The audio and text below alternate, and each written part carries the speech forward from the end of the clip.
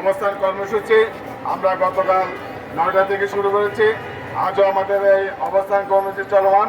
আমাদের ধারে আলহাজ আব্দুর রহিম সাহেবের পৈতৃক সম্পত্তি, ক্রয়কৃত সম্পত্তি ভাসান ত্যাগ প্রকল্প পুনর্বাসনের লক্ষ্যে আমরা সমগ্র বাংলাদেশ থেকে আমরা ওনার সবথেকে সহযোগিতা এবং ভাসান ত্যাগে যারা বসবাস করে আমাদের প্রিয় মা ভাই বোনেরা, আমরা আমাদের এই দাবি নিয়ে দীর্ঘদিন পর্যন্ত আমরা সরকারের বিভিন্ন মন্ত্রণালয়ে বিগত 97 সাল থেকে দীর্ঘ 27 বছর আমরা যুদ্ধ করে এসেছি, কিন্তু প্রশাসন কোনোভাবে আমাদের কর্ণপাত করছে না।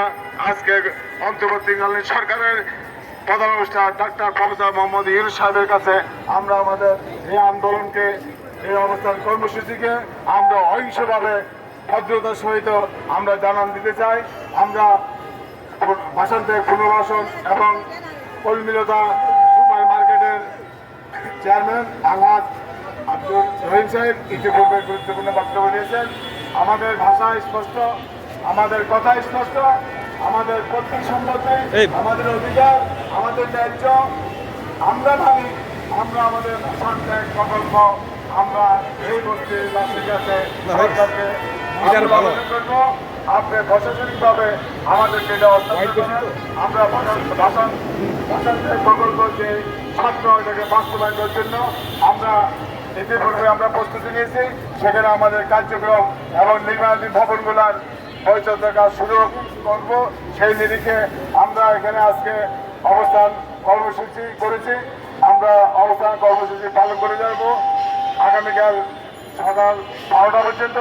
12:01 আমাদের কর্মসূচি, নতুন কর্মসূচি, সেটা হচ্ছে আমরা হাজার হাজার সমগ্র বাংলাদেশ থেকে গরিবের বন্ধু, এদেশের আপামর জনতা, এদেশের ভোটার বস্তিবাসী আমরা প্রতীকী অনশন করব সচিবালয়ে। সেখানে আমাদের শান্তিপূর্ণ সমাবেশে সার্বিকভাবে আমাদের প্রিয় সাংবাদিক ভাই ও বোনেরা আমাদেরকে সহায়তা করবেন।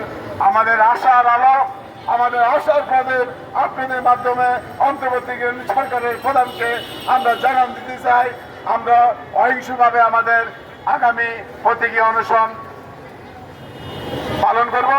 আমরা স্বেচ্ছায় এখানে সমগ্র বাংলাদেশ থেকে আমরা না খেয়ে আমরা ক্ষুধা পেটে নিয়ে আমরা এখানে আব্দুর রহিম সাহেবকে সহায়তা করার জন্য, সর্বত্র সহায়তা করার জন্য আমরা জীবন মরণ লড়াইয়ে আমরা আজকে শাহবাগের মতো পবিত্র একটা স্থানে উপস্থিত হয়েছি।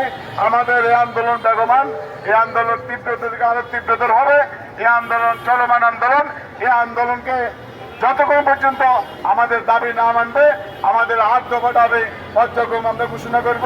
ইতিপূর্বে আমরা 3টা দাবি আমরা সরকারের কাছে আমরা জানান দিয়েছি। একটা হচ্ছে আমাদের পৈতৃক সম্পত্তি কলমিলতা সুপার মার্কেট মালিকানাধীন 5,000 কোটি টাকা আমাদেরকে অতি বিলম্বে সরকারের ফান্ড থেকে আমাদের ন্যায্য টাকা ফিরিয়ে দিতে হবে। সেই ন্যায্য টাকা দিয়ে আলহাজ আব্দুর রহিম মুক্তিযোদ্ধার পরিবারের নামে কলমিলতা মার্কেট হবে। এটার বিকল্প কোনো কিছু আমরা দেখতে চাই না।